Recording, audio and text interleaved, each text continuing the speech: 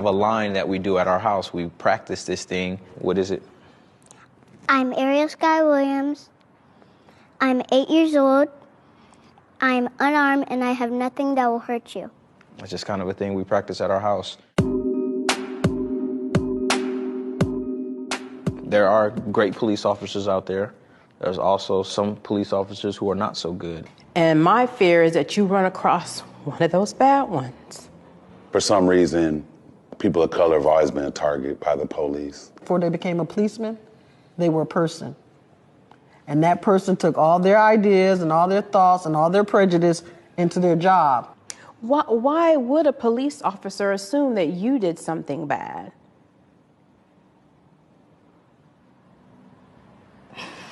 Maybe because of my skin color.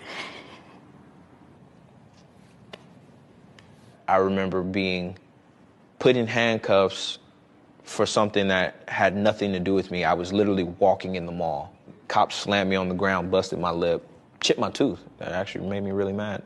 How about the time they pulled us over with me in the car and arrested me and left all of you guys sitting in the car and nobody knew how to drive on the side of the road because the bumper on the car was kind of hanging off? No. You know, we live in Puyallup. There's people that don't even have a bumper on their car. My rear brake light wasn't working, and I got to my destination and they were working. I was about your age, actually. They grabbed me. Why? I didn't know at the time. They just grabbed me. They threw me onto the police car. I got tased that time. That time they tased me because they said I wasn't complying. Ariel, are you okay? What's wrong, baby?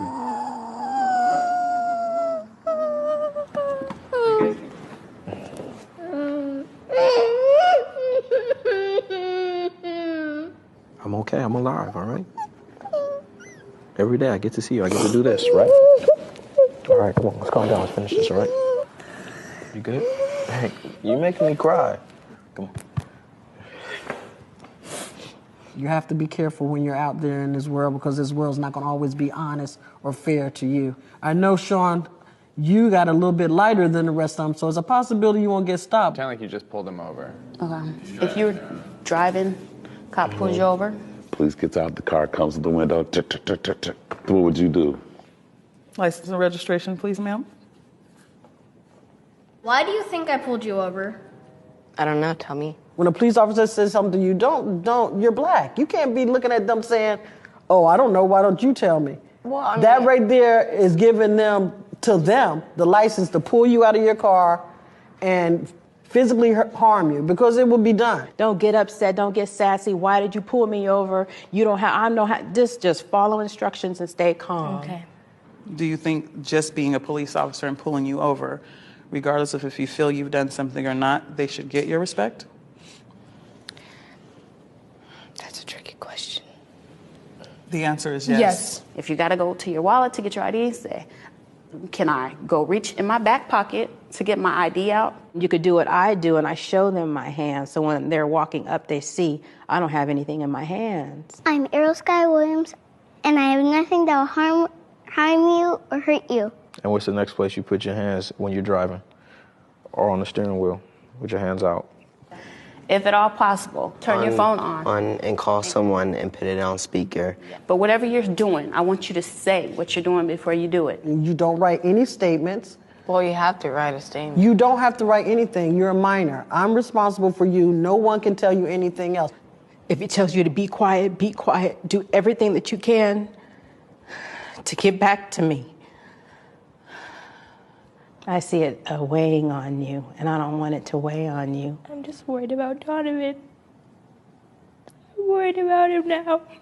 Who are you guys talking about?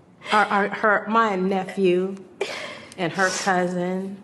I don't want him to be shot. I don't want him to go to jail. You guys, if you could say anything to police, what would you say? Learn about people. Learn about their problems. Take some diversity training. I mean, it should be like at this point, like a monthly requirement. You know, there's really nothing at this point that they could do that would make me feel any safer with them without them just point blank, clearing them all out and starting all over from scratch. So don't always assume that all of them are bad. But all you see on the news and in newspapers, and it keeps happening. It's just in a different way. It's like how people are like, you should forgive so-and-so, but they keep doing it to me. I forgave them, but they keep doing it to me. It gets harder and harder to forgive them.